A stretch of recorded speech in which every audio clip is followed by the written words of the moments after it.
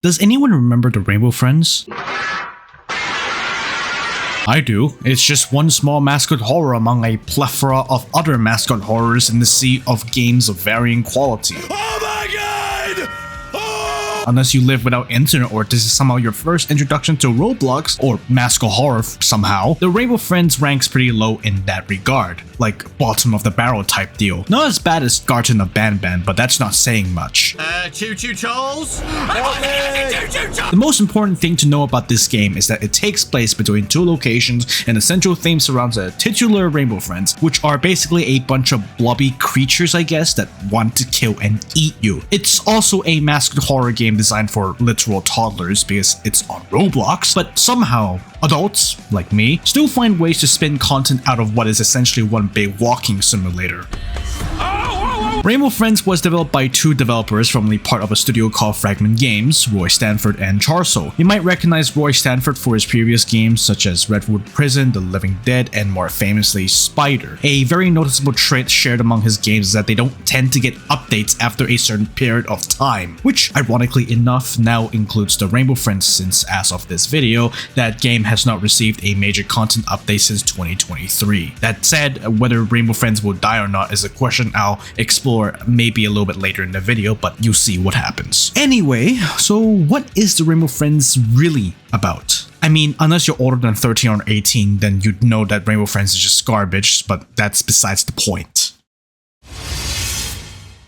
Rainbow Friends is, as of writing and recording, split into two chapters. Very typical of Roblox story-driven games, especially one where chapters are divided into separate games in a linear fashion, akin to early story games or something like Doors transitioning from the hotel into the mines. It also has a lobby waiting for players to teleport you to each chapter as usual. There's nothing really special about the lobby in Rainbow Friends aside from chapter 1 and 2's lobbies being separate and having a different design from each other, so if you want to get into either game, it's going to be pretty inconvenient. Chapter 1 starts with you being part of some sort of school trip to an amusement park called Oddworld. You are all children in a school bus, and all of you are about to become victims of Jeffrey Epstein.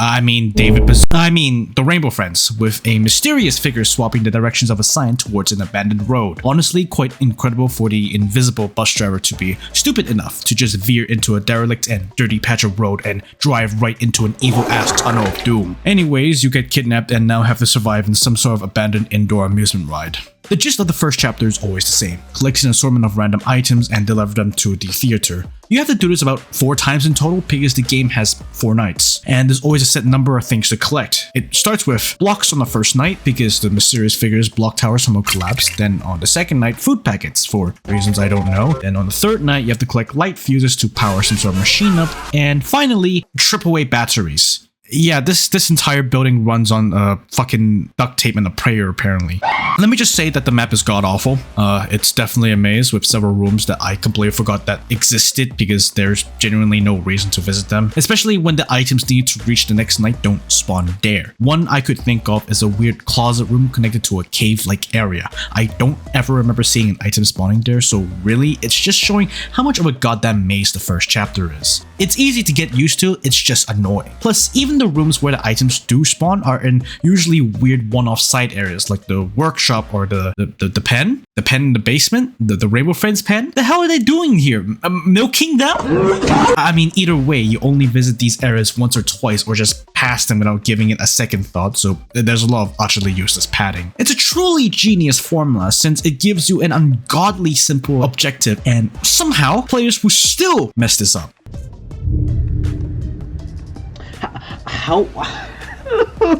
How do you die in the middle of a fucking cutscene? Granted, your teammates are probably literal infants compared to other games revealed like Guts and Black Powder, which actually requires a modicum of intelligence, and it's way more punishing to players who decide to cook their brains. Like me, because I've died a couple times in the Rainbow Friends like an idiot.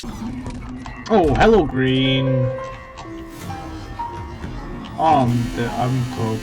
What actually happens in the first chapter story is simple. A mysterious figure wants you to collect some things in what seems to be a series of trials, all of which in some ways actually makes it harder for you to survive since most of them attract new threats to the facility. At the start, you're just facing blue, but collecting blocks introduces green and collecting the food packets attracts orange because he's a fat fuck. The actual threats themselves are just easy to avoid. They're basically a non-threat, given that most of this game's demographic is almost entirely made up of children or YouTubers. Blue, the main big guy, mostly just roams around the map. He's fooled by hiding in a box item that's provided to you, but if he spots you, he'll chase you down. Hiding in a box while he can literally see you will not protect you, but I mean, you can just turn the fucking corner inside the box in blue with the absolute memory of a dementia patient completely forgets you were inside the box.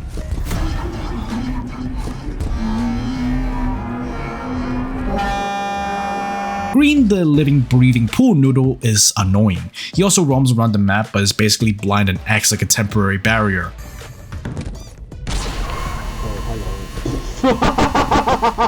He occasionally pauses to hang around a place, acting like a sort of impenetrable obstacle, but you can just dodge him waving his arms around pretty easily. Orange is your average American. Starting from night 3, go to his little man cave and feed him. It's that simple. It's just that it's very easy to lose track of time, and after a minute or two, he gets mad and starts running all over the place and will probably eat you if you're not hiding inside of a box. You're fucking kidding me, bastard. Rise out of my way. Fuck you. Don't think of camping near a spot either. If you stay there too long, he'll get mad at you either way and jumps down from his little hiding hole and eats you. Unless you're hiding in a box, then I'm pretty sure it's fine. Purple hides in the vent. That's about it. And the little puddles and footsteps indicate where it's safe to step on to get past Purple and where it's dangerous to get kidnapped by them. Also, Purple was probably the reason why the game is dead. I'll elaborate this later. The gimmick of chapter 1 wears off after literally the first night. It's pretty unsettling the first time, but my first time playing this game was over 2 years ago. It's close to when Rainbow Friends was first released, so I can't remember if I ever got anxiety over the game, which I highly doubted. Maybe a scare here and there, but the scare comes from the sound cues and not from expecting Blue crashing into the room I'm in. There is an interesting moment in chapter 1 where Night 4 has a massive blackout due to a power short circuit. But all it does is just introduce a flashlight mechanic and darkens the map a little. If you don't know what happens in the final 5th night, it's basically just an overglorified chase sequence. The mysterious figure invites you to a party and promises to let you leave, but obviously, given the way this whole place is set up, well, they're fucking lying. You have to get across the party room with a sleeping Blue, dodging balloons because popping them will wake him up and cause him to chase you. Temporarily. So you can just style on the cunt. Get to the end of the room, the final balloon pops, and for whatever reason that makes Blue really mad, I guess, and so you have to go into the other room to knock some blocks down to create a platform and then escape in the world's biggest ventilation system while Blue takes about 50 years to reach you. You can actually die to Purple here, but that's only if you fuck up the obstacle. And then you win! Also, the mysterious figure is this thing. Yeah, it's just red. By the way, the cutscene that plays of Blue getting smooshed by the vent doors and quickly backing out, you can still control your player character and Blue can't kill you while the animation plays, so you can just sneak back into the vent and get locked out of the exit. This literally does nothing but look funny because you just escape from Blue and suddenly you decide, No, Blue, take me back! Oh, what the fuck, he's T-posing? Also, a unique thing that only ever appears in chapter 1 is the intermission sequence between the nights. It shows a pretty crowded room that has some furniture here and there, mostly bunk beds, a couch, a TV, and a table. The unique thing about this intermission area is that there's actually an indicator of how many players are left in the team. There are a ton of colored blankets covering the floor and the bunk beds as if there's someone sleeping on them. If more people die and as the team slowly loses its numbers, however, it actually decreases the amount of blankets in the intermission room, which is admittedly a cool detail, but it's a shame really. The detail isn't that mind-blowing. It's basically the only uniquely interesting thing I can think of about this game, or at least in chapter 1. Anyways, let's get on with chapter 2, which is currently the last chapter in the game.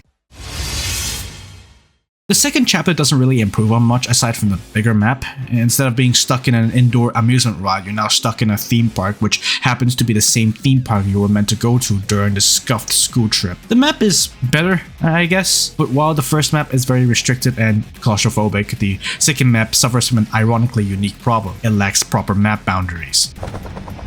Oh, the developers did not intend this. My fucking go. And I just fell through the map. The map does suffer from more than just a lack of proper barriers blocking you from just leaving the fucking game, but I'll explain more in a bit. So starting off directly after escaping from the first chapter's facility, you run across a forest in the middle of the night, not dangerous at all, and meet a suspicious old dude trying to break into Oddworld, because all old men can be trusted apparently. I'm Jared, the subway guy. Unlike the first chapter, chapter 2 structures its level as hours, indicating that this happens in just one night rather than over the course of a week like in the first chapter. Anyways, he instructs you to insert some light bulbs into the SOS beacon while red unleashes blue and green on you. And also purple, but purple's stuck in their own maze and he's never brought up in the story. I'm not even joking. Anyways, here's the hour structure. Hour 1 has you collect light bulbs to signal an SOS beacon. The SOS beacon is never brought up again after this, so what was the point? Hour 2 has you collect gas canisters to breach a door open. The old dude hits his head on a rock after the breaching fails and somehow survives. Yeah, he just fucking survives. Hour 3 has you collect a bunch of moving creatures called Lookies, while Red holds the old dude hostage by attaching dynamite on the freefall ride. This is probably the most unique collectible, like, night hour, I guess, since you can't stack these things, given that they're literally alive, in your inventory, plus you can't hide in your box while holding them, which is the most unique mechanic, and it's for what is essentially a throwaway night. Hour 3 is supposed to be on a set timer, and if you don't beat it in time, nothing happens.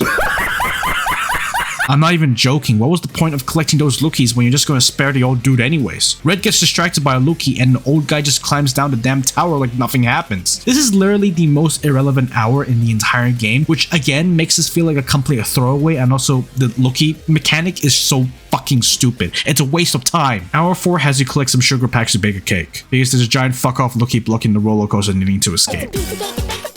The actual threats themselves are also still easy to avoid, again for the same reasons of being specifically developed for infant children and YouTubers. Oh god, oh, they got absolutely big. Bruh. Pretty much blue and green are unchanged, with the main difference being that they're both introduced in the first hour from the get-go. Orange doesn't exist though, he just fucked off and doesn't exist anymore. Purple is locked to a specific part of the map, acting as a monster that only chases you if you're in his little maze. Yellow, a new enemy, is basically a very forgiving version of blue, who is already very forgiving for messing up stealth. Essentially easy mode enemy for an already easy enemy. What the fuck? If Yellow catches you, instead of killing you on the spot, he has a little helicopter backpack that flies over to his nest where he eventually kills you. Just time your jump and force Yellow to release you over a bouncy castle, which negates his attack completely. Yay, I'm going for a ride! Woohoo! Yay! Yay! Oh. Cyan is the last new enemy added. She isn't fooled by hiding inside of a box, but only if you're moving in it. If you move around in the box while Cyan is around, she'll lock in on you and become suspicious, but not moving for a while will make her lose interest. Probably the only interesting opponent in chapter 2, but even then, the new mechanics she adds is basically a nothing burger.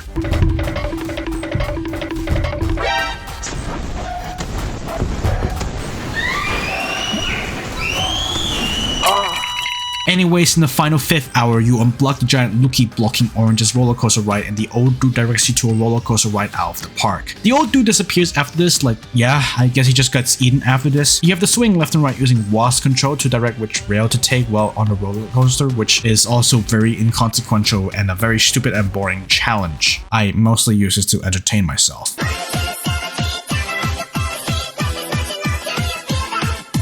The last hour could have been a genuine challenge related to reaction time and identifying danger, because the entire ride has the Rainbow Friends chasing you down and trying to stop your minecart dead in its tracks, but no, there is a cart full of Lookies in front of you that the game tells you to follow. Okay, yeah, I get that this game is for literal children, but this is easier than anything else the Rainbow Friends has to offer, because I have not seen a single player die from this fucking mini game. Oh, hi Orange. If you look behind you during the roller coaster sequence to see where the Rainbow Friends go after you dodge them, they either freeze in place or just teleport. It's because they're playing a scripted animation, and I think the developers never expected players to actually look behind them, so you just have Yellow and Orange freeze in place and then Blue just teleports.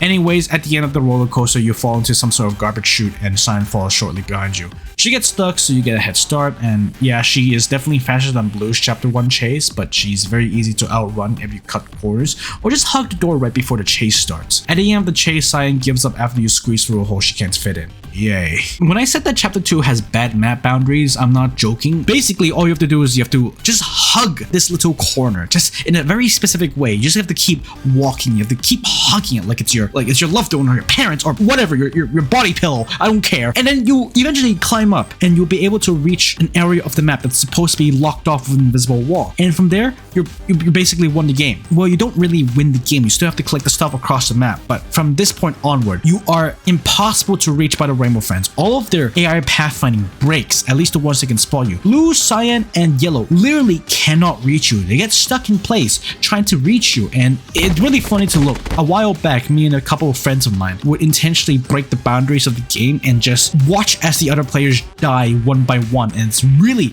really fucking funny. I mean, of course, you can call us assholes for basically not contributing to the game, but to be fair, for us, we had played chapter 2 many times over that we're just fucking around at this point. Ultimately, Chapter 2 doesn't really add anything substantial to the game or something substantially challenging, if we're being specific and not in terms of game content. Maybe that's me underestimating the game because I am an adult YouTuber and the target demographic of the Rainbow Friends is gullible kids with access to their parents' credit card, which I guess is why the Rainbow Friends still gets thousands of players to this day. Even though it's a game that's stuck in the hospital, IV drips jabbed into its body while it's comatose on the bed with its life support hooked up everywhere because good god has this game not received an update in years. Thanks, Roy Stanford.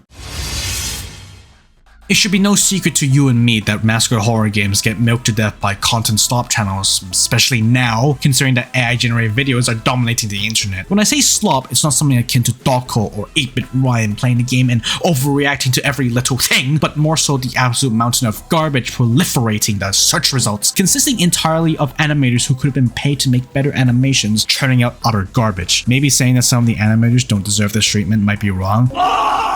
It's also fascinating to see how these animation channels jump from one trend to another. Of course, it's par for the course on YouTube, something I've tried once in the past and gave up because it's actually soul crushing. You've got them jumping from Choo Choo Charles, Guards in the Band, Rainbow Friends, Skibbity Toilet, 6-7. Skibbity Sigmas! It's not just animation channels that has hopped onto this trend.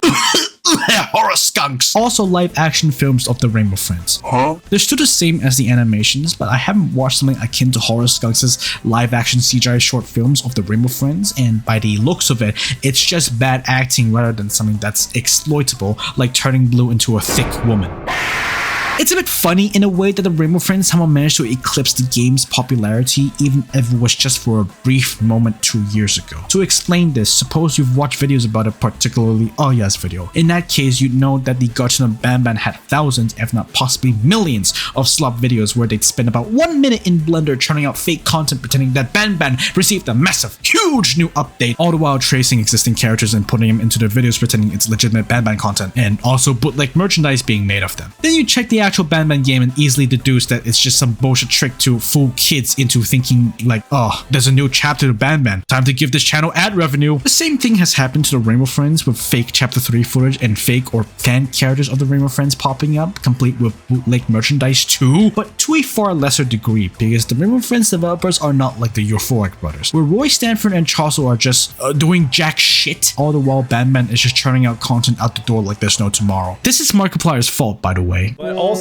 people were like, how can he like Garten of Ban and not like Hello Neighbor? And I'm like, because Garten of Ban was a completable experience. By the time the third chapter rolled out, it was improving because it was made by just a couple of dudes and they were getting better at it. And I'm like, since when? And I know people are all up in arms about it, but he was like, it's just a cash grab. And I'm like, who cares? I don't get why people were so animalistically opposed to it, which made me get entrenched in the idea of like, well, fuck all you guys. I'm gonna support this made by an indie developer, an actual indie developer, you know, where it's just a couple of people. Why did you encourage them? It's gone to the point where Roy Stanford and Charles' silence over the game has made everyone act like Half-Life fans, but at the very least, a lot of people in the community do recognize Rainbow Friends as being likely a dead game, or at least as dead as updates could be, given that it still gets thousands of players daily. Well, think of Team Fortress 2. There are a couple of fake Roy and Charles accounts on YouTube making fake trailers to release dates for Chapter 3, and suffice to say, it has actually tricked a couple of people. Scummy behavior, honestly. You can argue this isn't exactly comparable. Sure, it's two different games on two different platforms, one of them being arguably better, that being Steam, but that difference is all the more reason for scummy people to make money off of kids who don't know any better, especially given that this is Roblox of all things. Fake versions of real games have existed for as long as religion has existed at this point, so it might be unsurprising for most of you to know that fake versions of the Rainbow Friends Chapter 3 exist. There's a lot of bogus ones, but the scummiest ones I can think of are from around 2 or so years ago, right before Chapter 2 release, where someone unironically made a game that was apparently supposed to teleport to Chapter 2. In the actual game though, you could never teleport to Chapter 2. The people who made that scam game were scummy enough to rely on the fact that underage Roblox players have short attention span, so the game, which is just Chapter 1 lobby copy and pasted, was entirely based on the number of players sitting in the teleporter, with minimum needed to get to Chapter 2. Well, not the fake one obviously. Obviously the real one didn't exist at that point. The scummiest part is that just the fact that everything about the game was filled to the brim with microtransactions, including one button to teleport everyone to the fake Chapter 2. This might disappoint some of you, but they probably got away with this and made thousands off of DevX. Oh, and remember that bit about bootleg merchandise? The Rainbow Friends developers actually signed a deal with a company named Fat Mojo to make official merchandise of the Rainbow Friends. I've seen a couple of these at my local game store, and another store did sell bootleg blue merchandise, so it's nice for me to sleep at night knowing that the Rainbow Friends has invaded Australia. Also worth bringing up is the fact that the very same company that signed a deal with the Rainbow Friends developers got into a pretty heated lawsuit with the Bendy and the Ink Machine creators, where they sued those developers for, let me check here. Oh my god, $435 million! Not sure why Roy and Charles were thinking signing a deal with Fat Mojo, but given that we don't know the details of the lawsuit due to Canadian law, why they sued the Bendy guys, as in Fat Mojo, is beyond me. You know, it's pretty ironic that the merchandise company was in a lawsuit some 4 years ago as of this video, and the fact that the Rainbow Friends got a deal with this company is just even more so ironic once you realize there's a missing detail here on why the Rainbow Friends has not had an update in years, or at least a possible reason to explain why the game has been dead for almost 3 years now. The Rainbow Friends lawsuit. Please note that the following section will cover complicated concepts of civil law and legal cases, which is something I'm not too familiar with.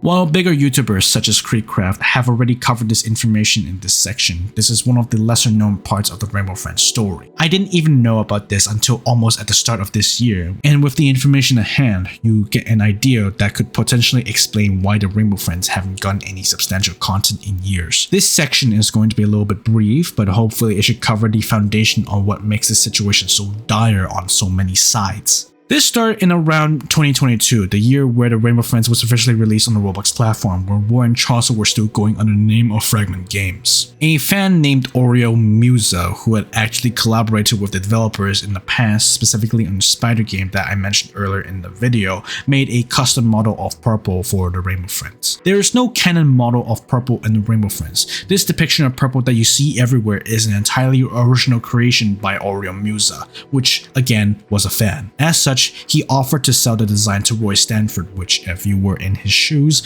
would be a pretty understandable move, since although Oreo Musa was a minor at this point in time, 16 years old when it happened, he had already done business with the Rainbow Friends developers, so he'd expect their working relationship to be good. Instead, Roy cut contact with Oreo Musa entirely, and the latter was obviously disappointed, but he moved on, thinking nothing much about it. However, a year later, Roy and Charles would sign a deal with Fat Mojo to sell Rainbow Friends merchandise. This would normally be an okay thing, but Oreo Musa would find out that his design of Purple was being used without royalties, let alone being asked for permission in the first place. Due to the design being his and not of Roy and Charles' ownership, Oreo obviously felt betrayed, since the creators were being scummy and now actively making money off of a creation they didn't even make. So on November 2023, Oreo Musa filed a lawsuit with his lawyers that would go on for quite some time, filing copyright papers for Purple's design. However, Roy and Charles would retaliate with their own lawsuit against Musa, alleging that he had infringed on the copyright of the Rainbow Friends. Oreo Musa launched a GoFundMe to help cover legal fees. If you want to know more information, there is an interview for Oreo Musa on YouTube, which should be appearing on the screen right now. I will also provide a link in the description. I should mention that I was very easily able to find a legal case online. I actually couldn't access the legal papers themselves due to paywall and not being a citizen of the US, but for reasons of privacy, I will not reveal the real names of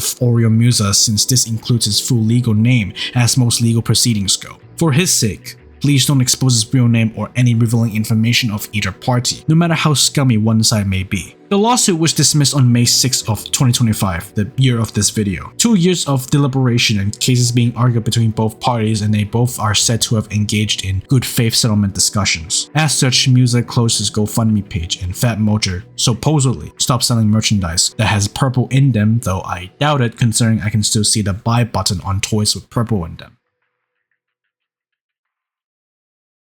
This was not the way I expected the Rainbow Friends to turn out. A lawsuit was the last thing I ever expected, with Purple's design being something I assumed was just a toy manufacturer mistaking fan content as being official, which is what happened with Five Nights at Freddy's multiple times. In the case of the Rainbow Friends though, rather than incompetency and mishandling of official material by third-party handlers, it was the developers directly betraying the community they had built up, which is a shame because the community had produced some of the most wonderful fan art, even if I find it baffling and entirely undeserving of the Rainbow Friends. It's ironic in a sense that I owe my entire existence on YouTube to the Rainbow Friends. People tend to associate me with many things, whether it be my criticism of Horizon Blue, Shell Shock, Centaura, or some of my controversies, such as the Gascoon fits I had in my inventory or my Decaying Winter video that I kinda don't want to think about. However, what all of you are probably unaware of is the fact that the only reason why I'm here making videos on a platform whenever I can and trying to hopefully turn it into a way to financially secure my future is because of the Rainbow Friends. I didn't work on a game. That alone is pretty goddamn obvious, but my first ever foray into Roblox review content was because of the Rainbow Friends. At the start of this journey, I wanted to try out making gameplay videos, which I did for a long time, most of which are now lost media, but it became a thing where I would be dissatisfied of trying to get into one genre into another. From Planet Zombies to Team Fortress 2, from gameplay videos to YouTube poop music video edits, and from there to finally Roblox reviews for the hell of it. I never really expected Roblox reviews to be the content I will be known for, but I enjoyed it so much that I ended up making it my main content, and my first ever review was the Rainbow Friends. I made 2 reviews on the Rainbow Friends, both for each chapter. This was back in 2023, so this was when the Rainbow Friends was still fresh out of the oven and chapter 2 either didn't exist at the time or was just released to the public. Those reviews are also the start of why I decided to do those weird outro edits that some of you really enjoy. You know that Centaura edit I made, the remix of Little Dark Age? I owed that entirely to the Rainbow Friends. I started with a cover of The Mind Electric by someone named Travis, then the second chapter's outro would use Johnny Jess's cover. This is where I got my first taste of a more complicated video editing style. It's kind of funny because I originally started this as a way to practice editing, but eventually it molded and folded into a tradition of sorts where every video I make, or at least almost every single one of them, I would always have an outro of sorts near the end, and I would pour my heart and soul into it, all because of the Rainbow Friends. Aside from posturing my own place in the world, I think at the end of the day, Rainbow Friends could have been something big, even if it was just essentially massacre horror brain rot on the same level as the Garten of Banban. Instead, it rotted away, with Roy Stanford and Charso failing to take advantage of this lucrative opportunity, neglecting the game and having it spiral into an outright legal battle, becoming another footnote in Roblox's history as time moved on. I'm thankful, in an ironic sense, for the Rainbow Friends for basically leading me down to this path, but in the same vein, after everything that has happened to this game, it's probably better if it was left forgotten.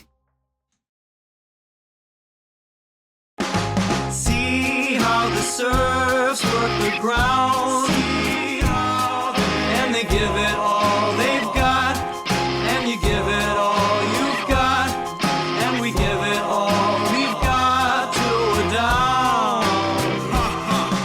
See how the brain plays around, and you fall inside a hole you couldn't see. You fall inside a hole inside of someone. Help me understand what's going on inside my mind. Doctor, I can't tell if I'm not me.